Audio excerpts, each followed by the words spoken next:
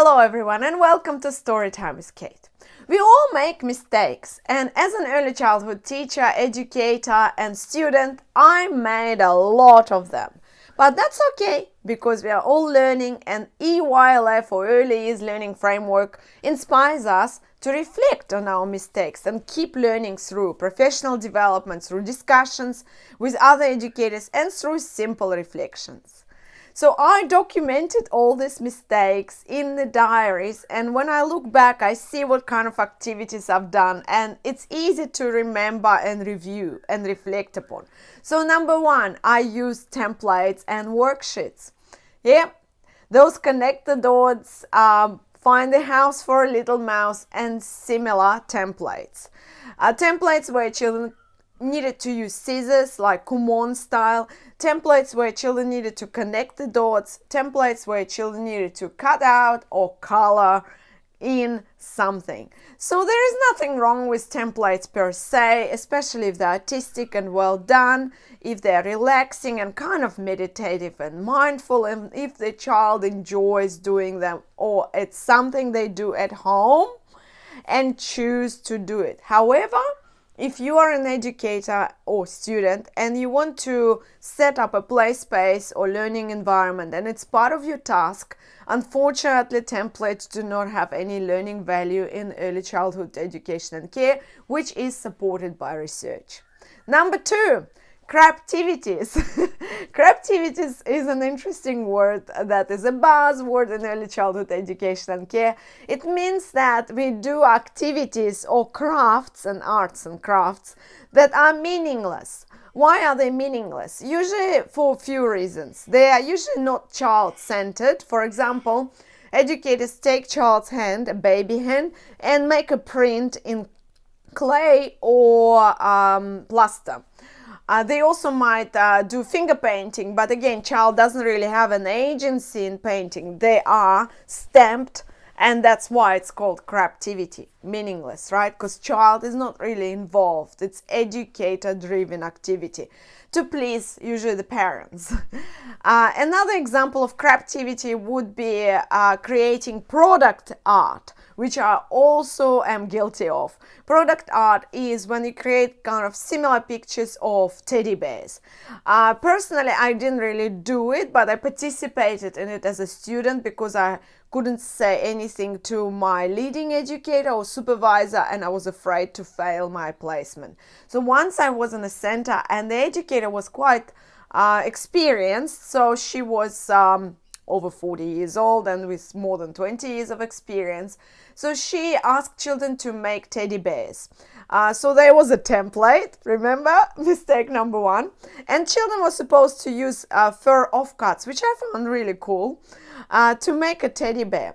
So there was a pattern that she wanted them to follow. And I think that's how it becomes product art, and that's how it becomes a craftivity. If children were just giving, let's say, this pieces of fur and materials and could do whatever they wanted with them, that would be an open-ended play or learning and art.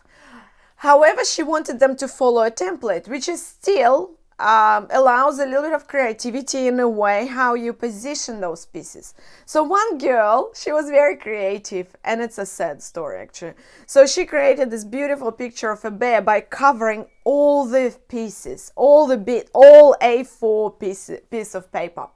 So it looked very unusual. It looked like mosaic, and I actually loved it. And I was about to say how amazing your teddy bear is, while educator came close to her and ripped her paper and put it in the bin.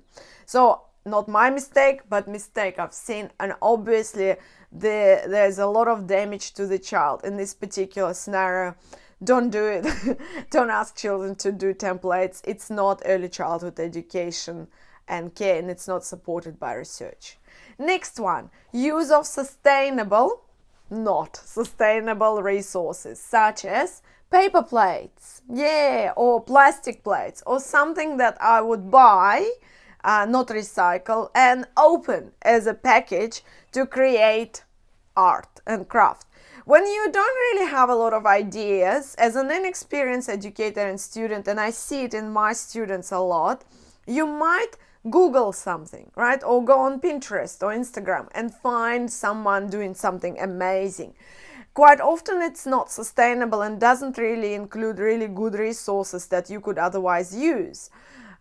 Instead of using paper plates that are new, I still would use paper plates if I have some donated by parents or the ones that I got from Resource Rescue. That's the organization that rescues materials, and it's more sustainable, so it's more like upcycling. However, yeah, I used paper cups, I used plastic cups, and they were brand new, and I bought them in $2 shop. Mistake. Finally, glitter.